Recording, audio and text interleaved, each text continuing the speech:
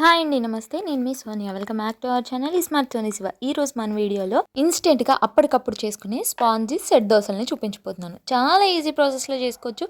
మీరు పప్పు నానబెట్టడం మర్చిపోయినా, లేదా ఇంట్లోకి ఎవరైనా గెస్టులు వచ్చినప్పుడు ఏం చేయాలా తోచినప్పుడు ఇలాగా బ్రేక్ఫాస్ట్ చేసి పెట్టండి. సూపర్గా తింటారు వాళ్ళు, సూపర్గా ఉంటాయి అన్నమాట. అలాగే మీకు ఈ ఒక్క టిఫిన్తో 2 టిఫిన్లు తిన్న హ్యాపీ ఫీలింగ్ అయితే వస్తుంది. అదేంటా అనుకుంటున్నారా? మైసూర్ బజ్జీ లవర్స్ ఎవరైనా ఉంటే వాళ్ళు హ్యాపీగా రోజు ఇది చేసుకొని తినొచ్చు. ఎందుకంటే daily oil food Mysore bajji తినలేరు కాబట్టి ఈ దోశలు మైసూర్ బజ్జీ టేస్ట్ అయితే ఉంటాయి అన్నమాట. చాలా చాలా బాగుంటాయి. వీటిని కొబ్బరి చట్నీతో కానీ, అల్లం చట్నీతో కానీ, లేదా పల్లి చట్నీతో, ఏ చట్నీతో అయినా సెట్ అయిపోతుంది. అంత బాగుంటాయి. మరి ఇంత సింపుల్, ఇంత ఈజీ రెసిపీని మనం మిస్ అయితే ఎలా? త్వరగా హడావిడి లేకుండా మార్నింగ్ టైం బ్రేక్ఫాస్ట్ చేయాలంటే ఈ సెట్ దోశని మీరు కూడా ఇంట్లో ట్రై చేయాలి. సో ట్రై చేయాలంటే వీడియోని స్కిప్ చేయకుండా లాస్ట్ వరకు చూసేయండి. ఒక మిక్సీ జార్ తీసుకొని అందులోకి ఏదైనా ఒక కప్పు కొలతతో 1 కప్పు దాకా బొంబాయి రవ్వ వేసుకోండి. అదేనండి సూజీ రవ్వ. ఇప్పుడు అదే కప్పుతో ఒక అరకప్పు దాకా పెరుగును కూడా యాడ్ చేసుకోండి. రుచికి సరిపడా ఉప్పు నేనైతే ఒక పావు టీ స్పూన్ వేసాను. అలాగే ఒక పావు కప్పు దాకా వాటర్ని వేసుకొని చక్కగా వీటన్నిటిని మెత్తగా మిక్సీ పట్టుకోవాలి. బ్యాటర్ చూస్తుంటే తెలుస్తుంది కదా, దోశ పిండి కన్సిస్టెన్సీలో ఉండాలి మనకి బ్యాటర్ అనేది.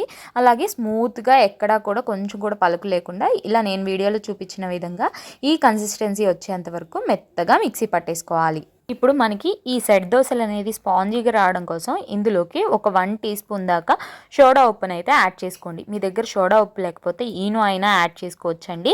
సో ఇవి వేస్తే ఏంటంటే మనకి బాగా స్పాంజీగా మెత్తగా వస్తాయి. ఇది మాత్రం కంపల్సరీ వేసుకోవాల్సిందే. సో ఇలా ఒక 1 టీ స్పూన్ దాకా సోడా ఉప్పు వేసిన తర్వాత ఒక 1 టీ స్పూన్ దాకా వాటర్ వేసేసుకుని చక్కగా ఒకే డైరెక్షన్లో కలుపుకోవాలి. ఇలా కలుపుకోవడం వల్ల మనకి ఈ పిండి అనేది చక్కగా పులుస్తుందనమాట. చూడండి, మనకి ఇక్కడ చక్కగా ఫర్మెంట్ అయింది. చూస్తున్నారు కదా, బబుల్స్గా ఎంత బాగా కనిపిస్తుందో మీకు. పిండి అనేది చక్కగా ఫర్మెంట్ అయిపోయి చూడండి, మనకి దోశలు వేసుకోవడానికి ఈ పిండి రెడీగా ఉందన్నమాట.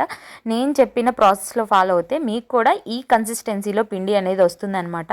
ఇప్పుడు ఈ రెడీగా ఉన్న పిండిని పక్కన పెట్టేసుకోండి. ఇప్పుడు స్టవ్ మీద ప్యాన్ పెట్టేసుకోండి, దోశ ప్యాన్ని.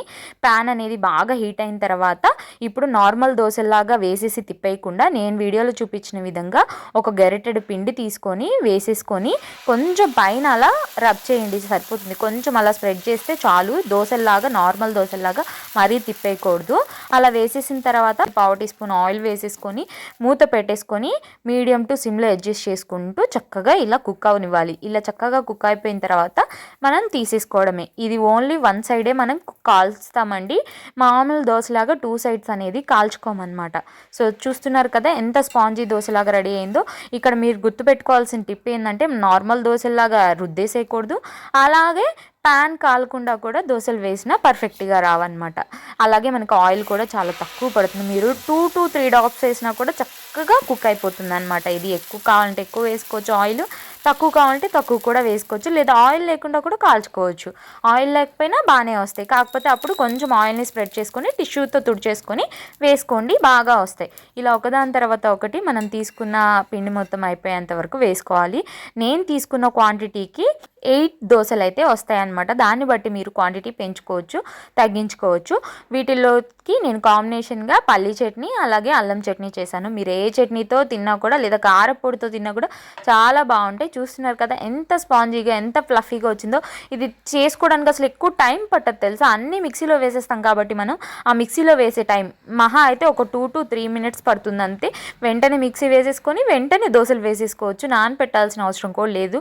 చూడండి, తుంచుతుంటే ఎంత పర్ఫెక్ట్గా తునుతుందో. తప్పకుండా మీరు హడావిడి పడకుండా మార్నింగ్స్ టైం బ్రేక్ఫాస్ట్ చేయాలంటే ఇది బెస్ట్ ఆప్షన్ అని చెప్తాను, ఈ సెట్ దోశ రెసిపీ. అలాగే ఈ నైట్ టైం డిన్నర్లోకైనా కూడా చేసుకోవచ్చు. చాలా లైట్గా ఉంటుంది, చాలా బాగుంటుందండి టేస్ట్ కూడా. సో మిమ్మల్ని ఇంకా వీడియో చూస్తున్నారా? చూసేశారు కదా రెసిపీని. మీరు కూడా తప్పకుండా ట్రై చేసి ఎలా వచ్చిందో నాకు కామెంట్ చేయడం అస్సలు మర్చిపోవద్దు. దీని టేస్ట్ కూడా మీకు ఎలా అనిపించిందో, మైసూర్ బజ్జీ లాగా ఉందో లేదో కూడా కామెంట్ చేసేయండి. అలాగే వీడియో నచ్చితే లైక్ చేయండి, మీ ఫ్రెండ్స్ అండ్ ఫ్యామిలీ రిలేటివ్స్కి షేర్ చేయండి. ఇంకా ఇలాంటి ఈజీ బ్రేక్ఫాస్ట్ రెసిపీస్ కోసం స్మార్ట్ సోనీ శివ ఛానల్ని సబ్స్క్రైబ్ చేసుకోవడం అస్సలు మర్చిపోవద్దు. ఈ వీడియో అయితే ఇంతే. మరొక మంచి వీడియోతో మళ్ళీ మీ ముందుకు వచ్చేస్తా. అంతవరకు సెలవు. బాయ్ బంగారు కొండలు.